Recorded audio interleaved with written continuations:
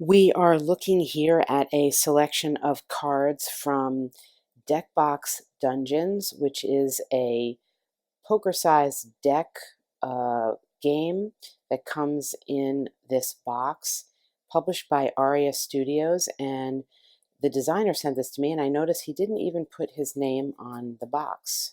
Now that I see this. And the other thing that he didn't put on the box, at least as far as I can tell, is a monster from the game, because as far as I can tell, this monster is not anywhere in the game. In any event, this is an array of cards from the game. I'm showing you, actually, I've got two copies of the game here laid out, although you get all these different options in one box of the game because the cards are double-sided. So I'm displaying here for you an array just to see of weapons that you get, characters, different aspects of the characters, and some of the double-sided cards that will be your dungeon layout. And we'll get into this. I want to just show you this range of things because for the most part, this game makes very effective use of just a 54 card deck in terms of the double-sided nature of what you get.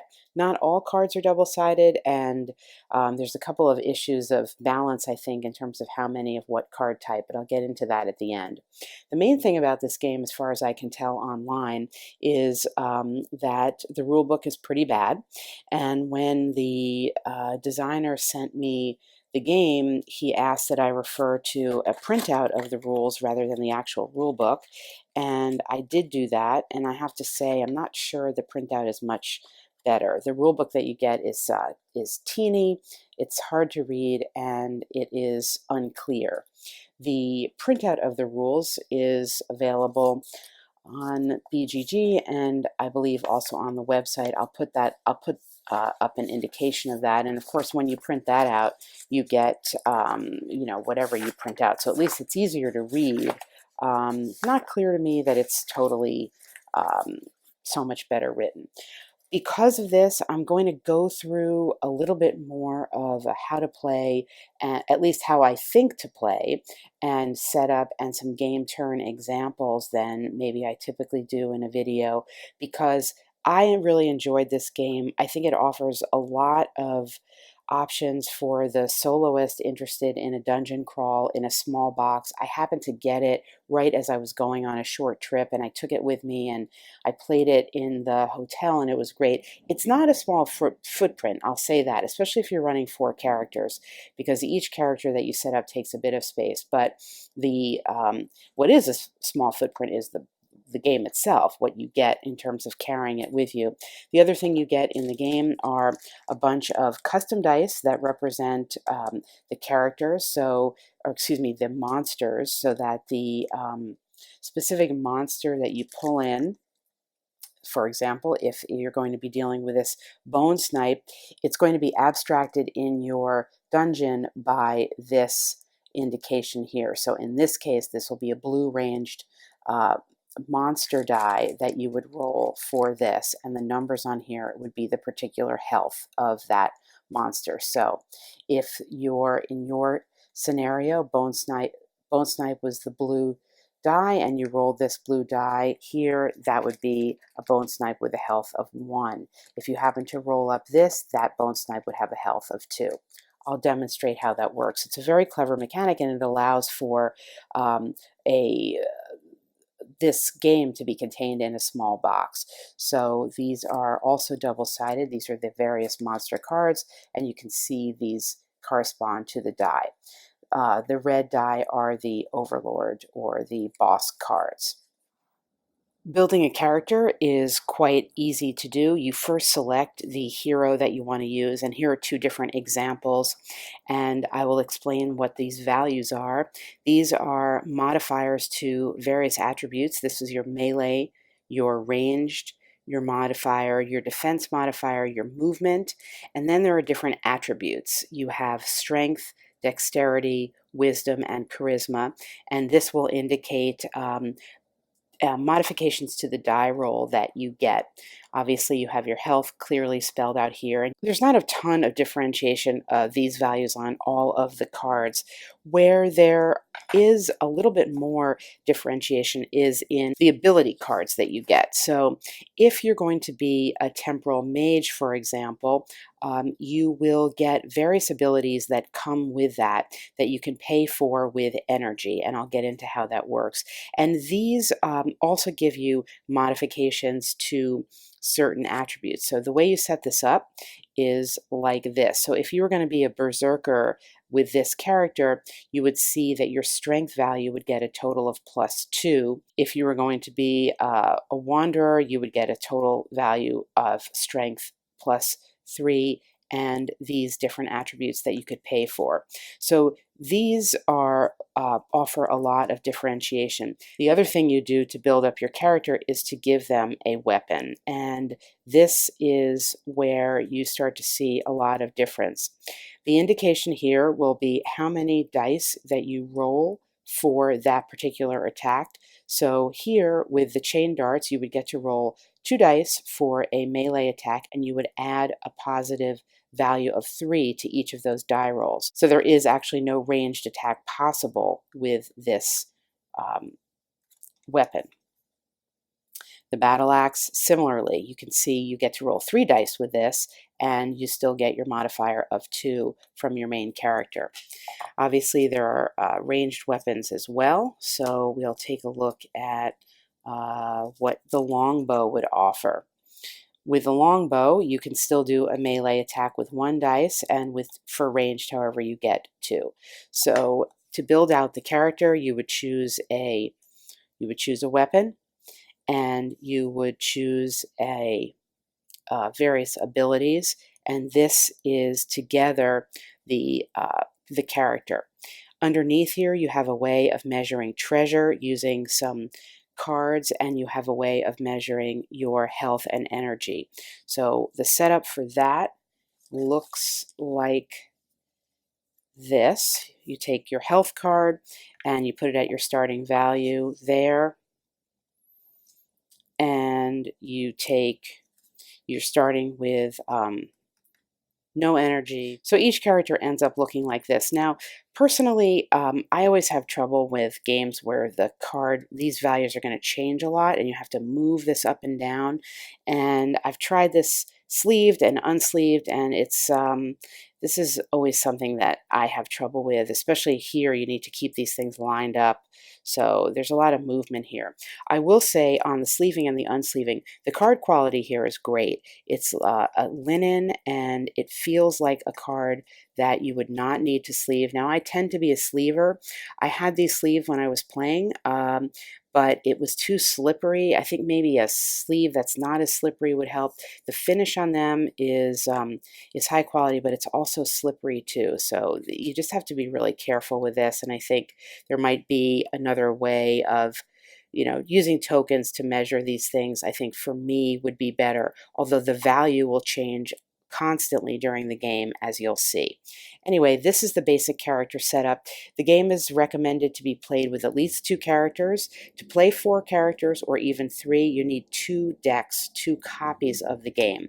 So you cannot play out of this box. You can only play with 1 or 2 character builds. For this demonstration turn, I'm going to go with 2 characters. I've made Navia, what you saw basically, but I made her a Wayfinder instead of the Berserker because that made more sense. So she's basically going to be a ranged character with a lower health value, and I'm going to send her in with a Berserker warrior who has a value health of 10. He's got this big sword and shield, and he has things like he can charge ahead and stun all the enemies in the room and things like that. So a real attacking character up close and a ranged character. That's going to be my team. You can see already that just with the 2 characters, it does starting to take up a little bit of space here. Playing actually with 3 and 4 characters, I think is, well, 4 characters gets a little tight with the dice, and we'll talk about that. I think 3 characters is probably the sweet spot, but you would need 2 copies of the game for that.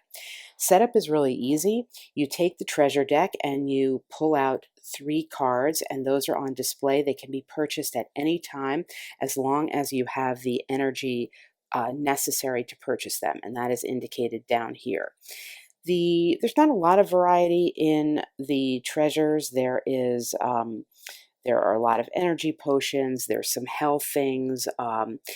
I think this is a deck where they're not utilizing two sides, and I think it would have been wise to create more treasures, have them double-sided, and then just create one card to cover the deck, perhaps, that you could pull from, because that would have doubled the amount of treasure without doubling any of the cards. But in any case, the treasures are up here, and the only other thing necessary for setup after you build your characters is to figure on what quest you are doing. Now, there's two ways to do this. There is an app that comes with the game, and I'll show you that in a minute. And you can also print out the quests that are on the app directly from the website. And I believe the files are also up on Board Game Geek. So if you're going to be printing out a quest, you're going to be getting something like this with the title of the quest. It tells you what the goal are, any special rules, and then it will give you the setup and walk you through the rooms. And the rooms that you are creating come from the deck of cards, as does everything in this game. So it will tell you which card number to pull in, and then how many enemies and who is there and what the situation is. So it will tell you that in print form or on the app. For this, while I will show you the app in a minute, for this video, I'm just going to be looking at the print rules. Here's a brief look at the app. It's hard for me to show it to you without any glare, and I'm not really going to be focusing on it, but I did want to at least show it to you. You click on New Game for whatever you want to do, and you can scroll through and get different scenarios, and we're going to be looking at Escort the Priest, so I'll just leave it on here. You have a little description and an indication. You indicate how many heroes you're playing, and then you start, and it will randomly generate rooms for you. And it's pretty self-explanatory. The app actually works really well. Again, I'm not going to focus on it anymore here. It's too hard to show, and it's too difficult for me to do filming that way. But I talked about the fact that I'm not really an app person at all, but I did play Descent with the app, and actually I didn't mind the app as much as I thought I would, and I used this app when I played this when I was away, as I mentioned, and I used it both with the app and without the app, and honestly the app was pretty good. And by pretty good I mean it was well designed, but I meant by pretty good I mean it integrated pretty well with the game. I didn't mind it. So that's really a personal preference. But as somebody who generally does not like apps, I thought this one worked really well. That being said, I do appreciate the fact that there is easily available official printouts of the various scenarios. And it's interesting that I mentioned Descent here, because I've seen people commenting that this game is like having Descent in a box, and I don't actually think that's particularly inaccurate. I think there's something to be said for the truth of that. In any case, we have various scenarios that we play, and in this one we are meant to be taking a high priest into the depths of a dungeon and purging the darkness. I mean, these are all dungeon crawls. This is all interior stuff. There certainly would be room to develop this in a different way, but this is this is a one-box game, and for what it is, there's actually quite a lot in here in terms of the variability on the cards. I mean, there could have been a little bit more. You can see here some different tiles, and there are, these are water tiles, obviously. There isn't a lot of various terrain or aspects of the dungeon, I should say, in the game and the rules as written. Sorry about that. I think there could have been more. There could have certainly been more, even from the way that the cards are designed. They're in nice different colors, but the different colors could have meant different things, but they don't. So basically, looking at the printout rules here, you can see the only terrain that's differentiated are the water terrain, which cost 2 movement to get into. There's some entrance exits, which are spaces outlined in green, and then there are some pits. Which are outlined in red. And this, for example, I don't even think is a pit because it doesn't have the red outline, whereas this is a pit because it does. But there are, for example, these purple, this could be a magic area or something, I don't know. So I was curious as to why there, wasn't more of that. It wouldn't have added anything to the actual cost or production of the game, but it would have given a little more in terms of strategy and variability. Here you can see, I guess this would be deemed an entrance here. As I said, you will get the story of what you're trying to do, the goal, any special rules.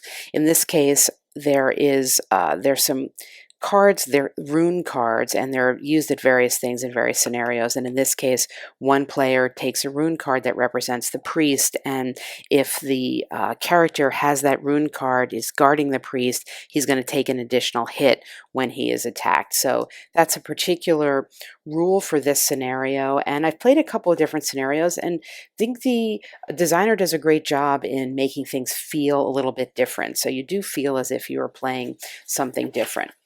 At the beginning of the printed version, there's an indication of which enemies you are meant to choose, and as I printed this out in black and white, I needed to understand what the colored die was. So the different dice represent enemies of escalating difficulty, with green being the easiest. So in this particular scenario, a green ranged character is going to be the zealot. So you go to your enemy cards and you choose the appropriate character or the appropriate enemy that is indicated by your scenario. So in this case, when we roll a green die, we're going to be referring to this character card or this enemy card. The enemy cards just exist as cards. They don't get anything else with them. They do have some very loose indication of an AI, what they're supposed to do, and some keywords that can impact. So this zealot, for example, in this game, whenever we're indicated with a green range die, we're going to be facing somebody who is going to be rolling 2 dice plus 1 for his melee, 2 dice plus 2 for a ranged attack. He's going to have a shield value of 1, and he's going to have a movement of 6. All of the health indicators for the characters are on the dice. So if you roll this, as I said before, this particular zealot only has a health of 1. If when you roll for this character you would roll this, the zealot would have a health of 2. So you select your cards for the dice. Now, in the printout, it gives you the actual map, the whole layout of the map. I'm not sure why you would really need that, because it will take you through what the encounters are, and it will tell you, or it could have told you what the card was, but you have to refer back here to the card number. So this number here is going to tell you, as I said, these are all double-sided, so 13A, or excuse me, 15A is this map tile, 15B is this, etc. And you can build it out here. This scenario, as many, start with, it says empty room. This room doesn't have anything or anyone in it. It's card 1A. I was quite confused by this, and I asked the designer what that meant. It seems like just a waste to me to have a totally empty room and card that you move into. You have, there are meeples in this game, I forgot to mention that. You stick your meeple down here at the entry, and then I guess you just move through it, but nothing happens. Again, that just seems like a waste to me of, I don't know, it was confusing. There could have been, in most scenarios, nothing happens in the first room. There's maybe 1 or 2 that I've seen, maybe definitely 1, I'm not even sure, more than 1, where there is an aspect of the first room where you can do a search and use one of your characteristics here, your strength or your charisma, whatever, to search for something. but I didn't really understand the purpose of having the empty room. So we will move to room 2, and I will take you through now an actual game turn so you can see how the game in fact works.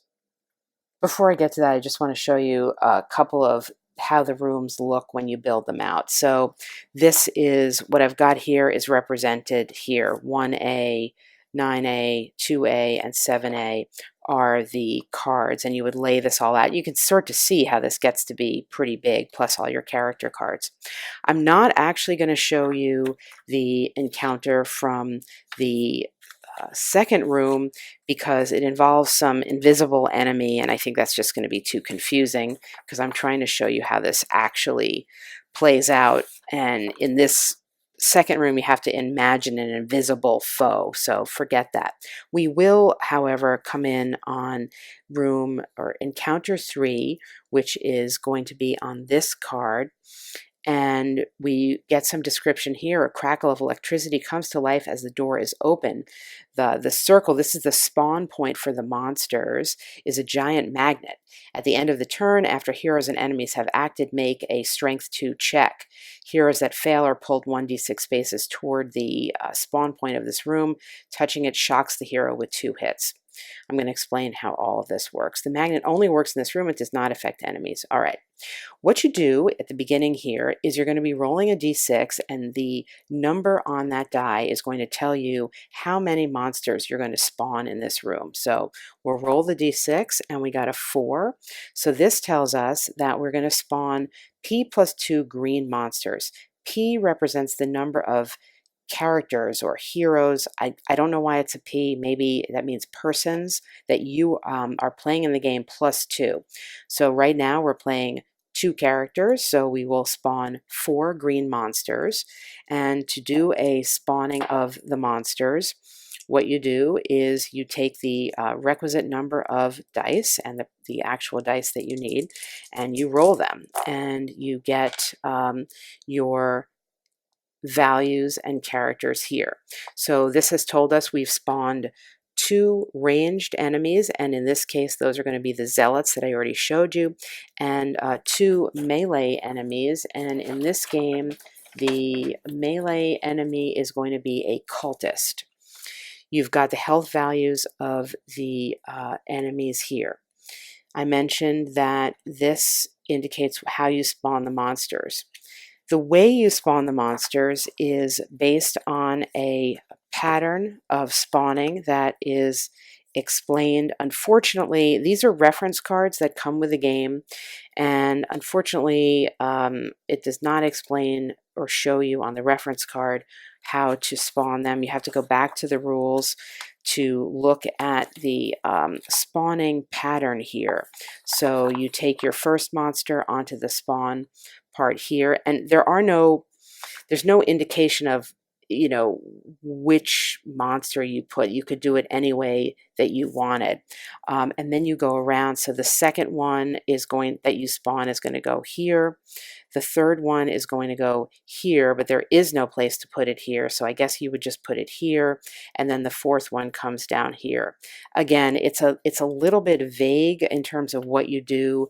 It just basically says find the best place to put them if there is no place to put them, but this is how you would spawn the monsters here. Now, for the purposes of this demo, I'm going to just simply flip this around so you can see it a little bit easier. And also, I guess I'll flip these around. So these are your monsters. You can begin to see how things are going to get tight if you're actually playing with 4 characters. I don't even have the meeples out. We're entering from this room, and these are pits or traps, pits really, as indicated on the terrain. You get 5 meeples in the game, and even though there's only 4 characters, so I'm not sure why that is, but you get 5 meeples, and there's really no clear way to indicate the color. You just have to remember which meeple is what color. So there's sort of a background here that maybe I'll make this guy yellow. It doesn't seem that confusing if you're just playing with 2 characters, but if you've got 4 characters, once you start moving these things around, it can be a little bit confusing. So I'm going to make my warrior yellow, and then she sort of has a purpley background, so I'm going to make her purple. So we'll go with the yellow and the purple meeple for this example, representing my two characters. Aelin as the yellow, he's that berserker warrior, and Navia is more the wayfarer ranged character. So they come into the room here, and now we'll go through a turn. As mentioned, there is this reference card here. The player phase, we each get two actions, basic actions. We could move, we could attack, we could do two attacks, we could do two moves. And we can activate in any order, and then after we activate, the enemies will activate, and they will activate in their threat order. First comes ranged, and then melee, and then there are also priorities of the die color. So if you could have a room that has different colored enemies in it, and if that was the case, the enemy activation would follow the priority that is set in the rules, and the priority that is set in the rules is red, blue, and then green. So if we had a red die, a boss monster kind of die, that would activate first, then the blue, then the green. However, in this case, we only have green enemies, and so when it comes time for the enemy activation, the green enemies will activate first the range ones and then the melee. Now, again, not clear on placement. I placed this ranged enemy here. There is line of sight in this game and such, so this ranged enemy is going to be sort of having to move and then attack. If in a different formation, they may have been able to have a better line of sight initially or whatever, but again, no clear indication on that. So this is just how I place them, and that's how it is. And here is an indication again of the actions: move, attack, any special action if you have that happens in some encounters. And free actions are using any abilities that you have if they come into play. I don't think the game, at least as I played it so far, makes much use of these abilities yet. This is, again, your strength, your wisdom, charisma. First thing we're going to do is we're going to come in with our ranged character here, Ayla, and she is going to take a shot at the first enemy that is available to her, which is this zealot here who's standing here. And we have an indication of also what the different ranges are. And again, this is like a little bit, slightly not fully clear to me. The ranged value is basically 2 away, and you have to be able to have line of sight and draw a line from the corner of a square unobstructed to the corner of another square. Now she's out of range, so she's going to have to move. If she had been in range, she could have taken 2 shots in a row with her 2 actions, but she's not, so she's going to have to use an action to move, and then she will be within range of this character. Now reach, you can see here, just as a little digression, I'll say reach is an attribute that is on some melee weapon cards. So for example, if you have let's see, if you have this frost staff, this is a melee weapon, but it has reach, so it will allow you to attack, basically attack diagonally. If it didn't have reach, you could only attack orthogonally. So she moves, and now she is within range, and she will be drawing back her longbow, and we'll just take another look at her stat here to remind ourselves. With the ranged attack, she's rolling 2d6s, and she's going to get a benefit of a +1 to each of the rolls. So these numbers refer to a benefit to each roll of the dice that you have. So in order to have a success, you need to get a 6 or greater. If you roll a native 6, that's a critical hit and cannot be defended against. The other ones can be defended against, and we'll see how this works. So she's going to take her 2d6s, do her roll, and wow, she got a 6 and a 1. So This is a miss because even with a modifier, it doesn't reach 6. And this is a critical hit, meaning it cannot be defended against. That is 1 hit. And as we can see, this zealot has just 1 health. Now, had she rolled a 5, the zealot could attempt to defend against it. And how would that happen? Well, he's got a defensive value of 1 plus 1. So what that means is he's going to roll a die and try to attain a 6 or greater with the die roll plus his defense. And if he does, he defends against the hit. So he would do a roll, 2 plus 1 is 3. That hit would still go through. However, if he had attained a value of 6 with a combination of the die roll plus his defense, the hit would have been deflected. Anytime you make a successful roll, even if it is defended against, you gain energy.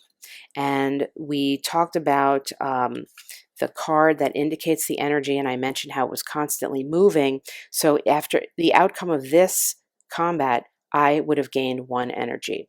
Why do you want the energy? You want it to be able to use any special attacks that you have. So for example, once I gained 4 energy, I could do a charge if I wanted to. If I had 6 energy, I could do this stomp. And then of course I would scroll this back down to indicate I used the energy up. The other thing, after you defeat the enemy, you roll its die, and whatever number you get equals the amount of loot that you will get for your victory. And that is measured by the treasure tracker here. And the treasure tracker is the one that's going to be underneath your weapon here. So in this case, I would have gotten 2 treasure or 2 loot, and ultimately this is what you use to trade it in for particular loot. So once I got to 3 abstracted treasure, I could purchase this energy potion if I wanted to, and that's going to gain me 3 energy.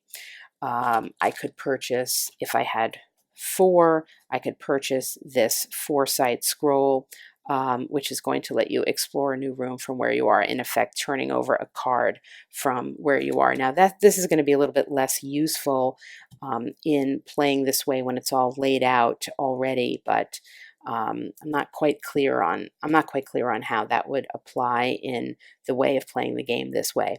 And so that is that's the turn of the player, and then the second player will act as well, and then the enemies act, and the enemies basically will do to you what you were doing to them. They will attack, and they will have some basic AI. So this zealot, for example, he's going to stay at his maximum range and target the closest enemy.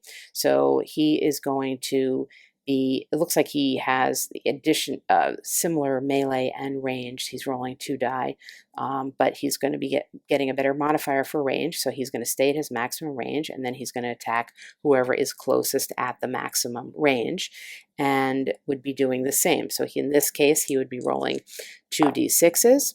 As such, he also got a critical hit, which you also cannot defend against. This is going to be a miss for him, because the 3 plus 2 is less than 6. Monsters' enemies do not track treasure or energy. They're simply just this card. So he's just attacking and having a health. That's it. In some scenarios, there will be an occasion after a turn to check to see if there are enemies remaining in the room, and if there are, perhaps then more would spawn. In some cases, that's not going to happen. Other effects might happen. You may recall in this particular scenario, at the end of our turn, we had to do a skill check. Skill checks are done using 4d6s, and you will roll them, and then you will add whatever modifier you have for that check. So if this is a strength skill check, she's going to add 1 to each of her rolls, and she needs to get a 6 or better to pass the check. So here she's got 1 success, and adding a plus 1 to each of these, you can see this roll for this skill check is only 1 success. The qualification here would be to pass a 2 check, so that would have been 2 successes. So she would fail that, and then she would be pulled 1d6 space toward the spawn point of that room. Now, I've moved all this stuff, but you could see quite clearly how in this example, even if we had eliminated one of these, you're going to be there's not a lot of space here, and rolling 1d6 movement toward there, well, I got a 1, but you're going to end up with just a mash of things. And in this is one example from this specific scenario, but I've noticed in what I've playing that there is this little bit of a problem with space, and I'll get into talking about that in my final thoughts. What a great game. What a clever way of getting so much gameplay into this small box. The design of the game, making use of the double-sided use of the cards, the ways in which these cards offer so many different character builds and really do give your heroes a different feel depending on what you choose for them, and also the weapons that you assign them in conjunction with that. You can really build up different characters and feel like it's an adventuring party. It has the feel of a bigger game. It has the feel of something like Descent or games like that, with a huge footprint, huge game box, huge footprint. This does allow for that. The only imbalance, I think, what I would have liked to have seen perhaps is far fewer of the dungeon tiles, particularly since not a lot of use was made out of the possibilities for them. So for example, this here actually is nothing. It's just a design element. It doesn't really, it's not a terrain. It doesn't have an impact on the game. Neither does this right here. A couple of fewer of these cards maybe could have been substituted for a couple of more enemy cards, so that you could have had, just even with two cards, you could have gotten 4 more enemies and say 4 fewer dungeon tiles. That might have been slightly more balanced. I already talked about the treasures, wanting those to be double-sided, but that aside, I mean, those are small quibbles.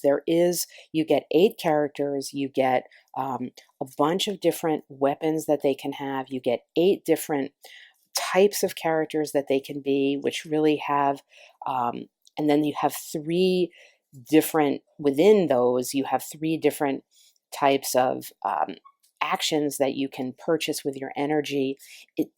It's a lot. I mean, it comes into being a lot.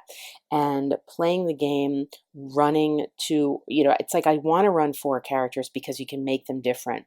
The problem does get to be space, though, because again, it's both successful because of the small box and the big gameplay you get, but also there's obviously the natural limitations. So with the number of characters, you're going to be having a proportional number of enemies, and then you throw in your 4 meeples, and you can see it starts to get really crowded, and then at a certain point it becomes self-defeating because the point of the game with figuring out line of sight and range, if everybody is on top of everybody else in the card, you can't even use those abilities, and it becomes just too entangled. So I said earlier I thought perhaps 3 characters was the sweet spot. I'm actually now thinking maybe 2 is best. The reason that I like 3, and the reason that I even want to put a whole party in, is because of the ways in which, well, that's an enemy, the ways in which you can build the various characters and choose them to complement each other. So you can run this mage character with a berserker, with an assassin, with, let's see, what else do we have here? This Wayfinder, and really feel like you have an actual party. What I could see doing would be to do that with your 4 characters. If you're running 4 characters, you're having 2 complete copies of the game, so you have double the tiles, and maybe figuring out a way where each one room is actually 2 cards. It would increase the footprint. That is not how the game is designed, but I could see doing that to allow for, I mean, you have to, you know, you'd still have some issues with the space. I'm just not really sure about that. In any case, once you get the main concept of the fact that the modifiers are for each die roll that you make, each dice, not die roll, each die. Once you get that concept, and once you get beyond what I had a problem with, which is this picture of two dice, even if there's no dice, that confused me. So this picture of these two dice indicates two dice plus a 0 modifier, but this picture of two dice here is no dice. You can't use this at all. Anyway, there's some confusion here on the, I think on the art design for me, but once you get beyond that, it isn't that complicated to understand how to play. The scenarios are, the quests are very different, and I didn't mention, but you'll see if you go to the website or on the app, there are what are called character quests, and the character quests are for each of the 8 characters in the game. There's a different story quest that you can do. Those make a little bit more of the abilities than I think the story quests do, and by the abilities are these here, the strength, the charisma. Those are used a little bit more in the ways I would like to see them used, because I mentioned earlier I felt they were underutilized. I think a more accurate way to say it is they're inconsistently utilized, so that in some of the quests they're not really utilized at all, and in others they are utilized more. What I could see doing with this is taking the most underdeveloped aspect of the game, which are the visual representations on these cards, and creating my own scenario whereby this means something. I don't know, maybe this is some fire trap that you can resist in a certain way, and creating some rules for that, and allowing the characters to then interact with the environment even more than they are able to do here. But overall, I found this to be very engaging. I found even the use of the app, if you're somebody that likes apps, I think you'll find the use of the app very easy. If you're somebody that doesn't like apps like me, it actually wasn't a problem. I played some with the app and some without, just to get a sense of it, and the app really was perfectly fine. I also think you could easily create your own scenarios with randomly pulled in tiles, and you could create your own story that way. You could assign values to the die based on the 8 available enemies that there are, and be off and running. This is truly it's a deck box dungeon crawl. It absolutely is. The last thing I wanted to say is there may be comments or questions about how does this compare to one deck dungeon. I did play that game a couple times. I bought it and played it a couple times and sold it. I don't really remember it that well, except for the fact that I did not care for it. So I can't truly compare the two. I didn't care for that game, and this one I like quite a bit. So there's a look inside Deckbox Dungeons from Aria Studios.